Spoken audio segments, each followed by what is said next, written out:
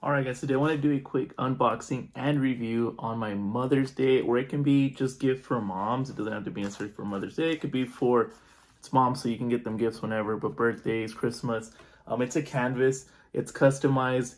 I just took a peek at it because I had to, but it's really, really nice. Show you to you. Check this out.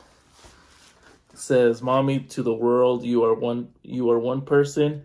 But to us, you are the world." So just FYI, you can customize this. This was actually standard. I actually really liked the standard version of what it said. I thought it was really meaningful. And then the three pictures, what I want to point out in these pictures is the quality of these pictures on here is super high definition. Like great quality pictures.